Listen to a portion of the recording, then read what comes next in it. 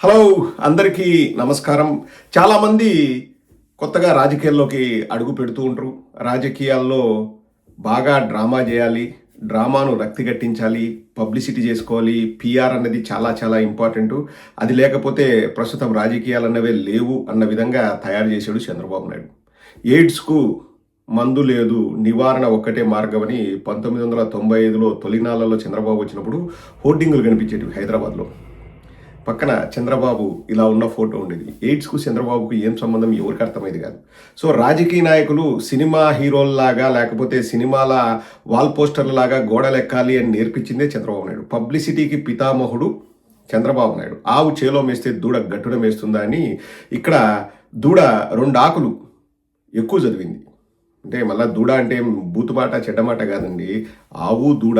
మనం ఆవుని దూడని పవిత్రంగా చూస్తాం. చంద్రబాబుని లోకేష్ని కూడా అంతే పవిత్రంగా చూడాలి. ఎందుకంటే పబ్లిసిటీకి పితామహులు వాళ్ళు. పబ్లిసిటీ అనేది పుట్టిందే వాళ్ళతోనే.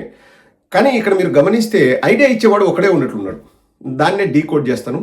ముందు ఇప్పుడు పబ్లిసిటీ ఎలా చేసుకోవాలి, పబ్లిసిటీ స్టంట్ ఎలా ఉండాలన్నది ఇప్పుడు అదేది నారా లోకేష్ సొంతంగా తనే పోస్ట్ చేసుకున్నాడు, తన కాళ్ళు తానే మొక్కుకున్నట్లు. నారా లోకేష్ పబ్లిసిటీ వీడియో ఒకసారి చూడండి. మ్యూజిక్ లేకుండా ప్లే చేస్తాను. మళ్ళీ మ్యూజిక్ కూడా పెట్టాడు వెనకాల, మనకు కాపీ రైట్ ఏదో వస్తుంది. మ్యూజిక్ లేకుండా ప్లే చేస్తాను. ఒక్కడు నడుచుకుంటూ రావడం, ఒక్కడు టీవీ చూడడం, ఒక్కడు క్లాప్స్ కొట్టడం. అబ్బా, ఇంకా ఆ స్టంట్ మామూలుగా ఉండదు. ఒక్కసారి చూడండి, మీరు కూడా చూసి తరించండి, నేర్చుకోండి. ఎవరైనా కానీ ఎలా అబ్బా కొడుకుల్లాగా ప్రజల్ని ఏమార్చాలా అంటే ఈ వీడియో చూస్తే మీకు అర్థమవుతుంది. ఒక్కసారి ఆ వీడియో చూడండి. స్లో మోషన్లో నడుచుకుంటూ రావాలి. ఎవ్వరు ఉండరు, అతను ఒక్కడే ఉంటాడు. ఆఫీస్లో కూడా అతను ఒక్కడే ఉంటాడు. పార్లమెంట్లో ఏం జరుగుతుంది అన్నది అతను ఒక్కడే చూస్తాడు. మళ్ళీ ఎవ్వరు కూడా ఉండరు. అంటే కెమెరామెన్ ఉంటాడు అనుకోండి, అది వేరే విషయము. చూస్తూ తీక్షణంగా ఏం జరుగుతుంది అసలు. ఇంకా మళ్ళీ దానికి వెనకాల బ్యాక్గ్రౌండ్ మ్యూజిక్ ఒకటి. ఇంకా సాయంకాలము పచ్చ మీడియా వాళ్ళు వేసుకుంటారు. 5 కోట్ల ప్రజల కోరిక, 5 కోట్ల ప్రజలకు మంచి జరుగుతుంది, 5 కోట్ల కళల రాజధాని, ఏదో క్లాప్స్ కూడా కొడతాడు చూడండి. కొడతాడు. ఇప్పుడు మళ్ళీ ఒక ఫోన్ తీసి దాన్ని ఒక ఫోటో కూడా తీసుకుంటాడు. అది ఎందుకో నాకు తెలియదు. అంటే పార్ట్ ఆఫ్ పిఆర్ స్టంట్స్ అనుకుంటా. ఎందుకంటే నీకు అదే వీడియో నీకు మొబైల్లో కూడా వస్తుంది. మళ్ళీ దాన్ని ఫోటో తీసుకోవాల్సిన అవసరం ఏదో నాకు తెలియదు. ఇప్పుడు అంతా అయిపోయిన తర్వాత చివరి అంకం ఇంకా రక్తి కట్టించాలి కదా. ఇప్పుడు లేస్తాడు. లే లోకేష్ ప్లీజ్ గెటప్. ఇంకా టైం పడుతుందేమో, నేను ఈ వీడియో చూశాను లేడు, అందుకే చెప్తున్నా. ఇప్పుడు లేస్తాడు చూడండి. మనం చెప్పినట్టే. లేదు సారీ, శ్రద్ధగా లేచాడు క్లాప్స్ కొట్టాడు. అది జరిగిపోయింది అంతే. అలా తను దగ్గరుండి పార్లమెంటులో ఈ బిల్లు పాస్ అయ్యేలాగా చేశాడు నారా లోకేష్. దాన్ని ఎలివేషన్స్ వేసుకుంటారు. ఇక్కడ గొప్పతనం ఏంటంటే తన ఎలివేషన్ వీడియో తనే వేసుకున్నాడు. ఒక్కడు నడుచుకుంటూ రావడం, ఒక్కడు చూడడం. నేను చెప్పాను కదండి, ఇదే టాలెంట్ వల్ల నాయన కూడా వాడేవాడు. ఏంటంటే ఏదైనా ఒక క్రైసిస్ వచ్చినప్పుడు కానీ ఒక్కడే కూర్చుండేవాడు ఆఫీస్లో. సేమ్ ఇంతే. ఒక్కడే కూర్చొని ఏదో ల్యాప్టాప్లో చూస్తున్నట్టు లేకపోతే టీవీ చూస్తున్నట్టు చూస్తాడు. అక్కడ మోస్ట్ ఇంపార్టెంట్ థింగ్ ఏంటంటే వాళ్ళ నాయన ఉన్నప్పుడు గోడకు ఒక క్లాక్ ఉంటుంది, గడియారం. అందులో టైము 1 గంట, 1:30, 2 గంటలో చూపిస్తూ ఉంటుంది. ఇలా ఒక్కడు ఉంటాడు. అంటే ప్రజలందరూ అర్థం చేసుకోవాల్సింది ఏంటంటే అర్ధరాత్రి 1:30, 2 అయినా కానీ ఇంకా చంద్రబాబు నాయుడు రాష్ట్రం కోసం మేల్కొని ఉన్నాడు అని. మరి కెమెరామెన్ ఏం చేస్తున్నాడు? కాదు, చంద్రబాబు మేల్కోవచ్చులే.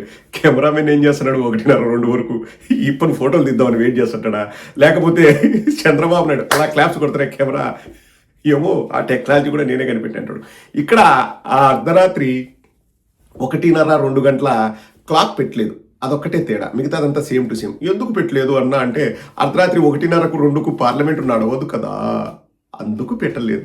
సో అదొక్కటి మార్చారు, కొంచెం స్టైల్ మార్చారు. అంటే సేమ్ టు సేమ్ నాన్నలాగా కాపీ కొడితే బాగుంటుంది కదా కొంచెం. కానీ ఒక్కడు నడుచుకుంటూ రావడం, ఒక్కడు ఆఫీస్లో కూర్చోడం, ఒక్కడు చూడడం, ఒక్కడు బల్లలు గుద్దడం, ఒక్కడు క్లాప్స్ కొట్టడం, ఇవన్నీ కూడా same to same PR stunts ఎలా చేయాలో ఇప్పుడు మీకు తెలిసింది కదా.